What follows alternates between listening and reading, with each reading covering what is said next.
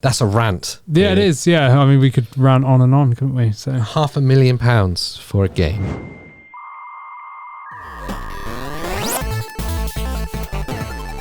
NES game that will cost you $500,000. Yeah, $500,000. Well, actually more than that. 556,000 is kind of best guessed. Well, that's what the traded item sold for. So that's what they're kind of equating the same value. So there is a high grade version of the Nintendo World Championship cartridge from 1990, which was a very limited made cartridge for the Nintendo World Championships. Yeah, I think there was less than 100. They weren't meant to get into the public's hands. So they're supposed to be destroyed after the event took place. Yeah. But one collector's managed to keep an absolute minter in a plastic protection case. Yeah. I think it was graded at an 8.0, and the last previously graded one that was at the highest was a 5.5, I think. Wow. So an 8.0 is a very, very high standard for a game from literally 30 years ago. Yeah, so Heritage Auctions, which is the auction company that's looking after it, rated the previous version, that's right, at 5.5. Oh, yeah. The one that sold in 2014. And that sold for about 140,000, I think it was. So $556,000 because it was traded for a Tom Brady playing card. I'm guessing that's baseball. Yeah, American. No, Tom Brady's American football, isn't he? Is he? Okay. I think. I'm not entirely sure.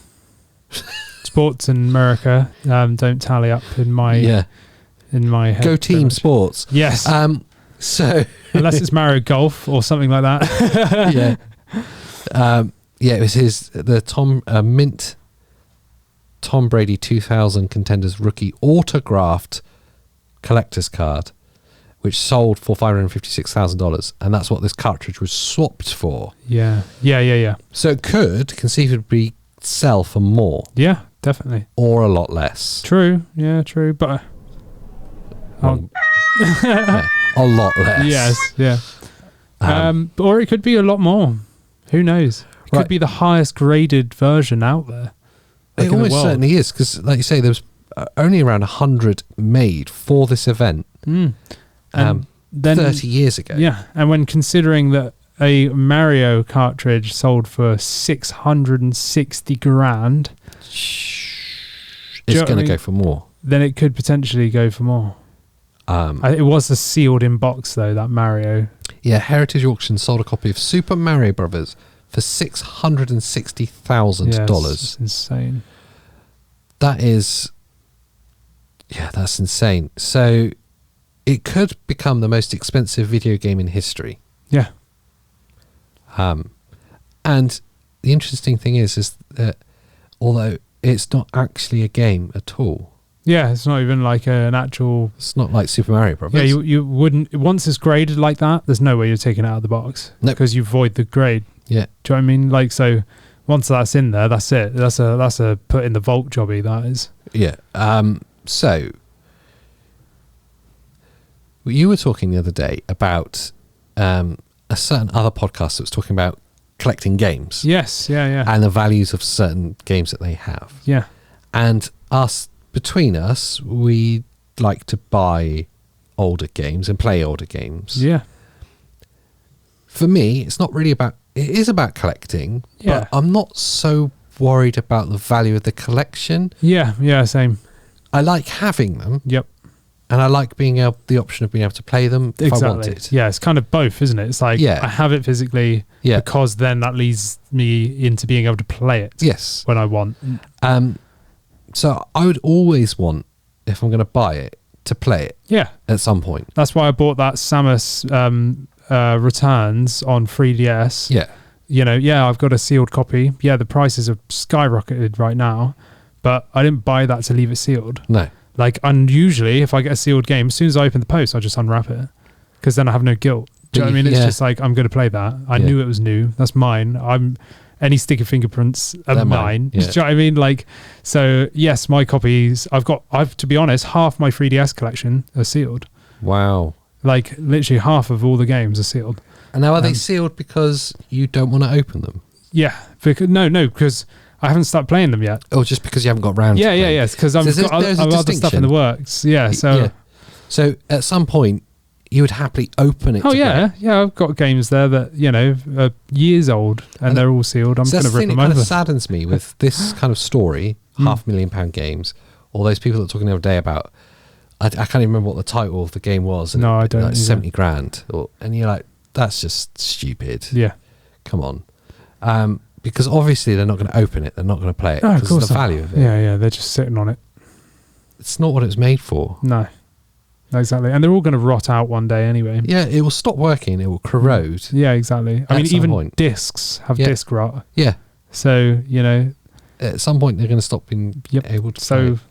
They'll outlive all of us, but play it whilst you can, enjoy it. Yeah, so I would certainly not get into the world of serious high-end collecting. Yeah. That's the thing. Like hunting down mint graded stuff. Like I saw someone selling some 2DS consoles the other day on Facebook. I'm a part of all these Facebook groups as you are. Yeah. And I saw these Pokemon limited edition Pokemon 2DS consoles that were graded, and I didn't see that they were graded. Should have seen from the photos, but it was like 2DS consoles when they came out. That was probably 120 quid. Yeah, well, something like that. Around that. Yeah, selling 3 of them for about $5,000. So it's a 2DS. Doesn't even do 3D. It's not even that good. Do you know what I mean? Like I would if it was 100 quid for one of them.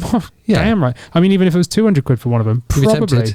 Yeah, but then anything above that, but $3,000. I was I'm all right, mate. Like, have fun with that. The other one that we were talking about, and it's come up in conversation quite a bit recently, was the SNES Mini and the NES Mini, the classic re-releases. And when we were streaming the other day, we were playing Star Fox 2 on the SNES Mini. Yeah. I bought it at release by accident. I was just like, oh, that's kind of cool. My partner was like, I was talking to her about it. She actually said, I told you to buy both. Oh, and I was like, I can't spend that much money in one go. I'm the same. Things. Christina says that to me all the time. Buy both. She'll be like, just get both. I'm like, no, I can't do that. I need to. And then months careful. later, she's like, told you should have got both. Yeah. So she did a told you so. Yeah. So I was like, do you remember that little Nintendo thing? Yeah. You can't get them anymore. And if the ones that are still new, they've gone from being £60 at launch, which is what I paid for that, to £250 for new ones. Yeah. And second-hand ones going for like 150 quid. Yeah, easily. This is mental. It's not old. It's not even that scarce. As in, like, they didn't do a limited. They did stop producing, but not like a proper limited edition. Yeah, they didn't say there was only 1,000 of these. Which is why it's there's probably 100,000 of them. Yeah, conceivably. I can imagine. But yeah, even those are jumped in value. Yeah. So if I was a collector, I would have kept it sealed in its box. Yeah, definitely. Yeah. Because now it's worth like 3-4 times what I paid for it. Yeah, easily.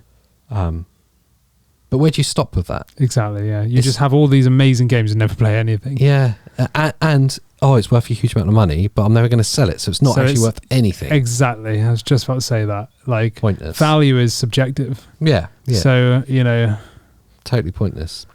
Anyway, that's a rant. Yeah, really. It is. Yeah, I mean, we could rant on and on, couldn't we? So £500,000 for a game. There we go. It's a great way to end.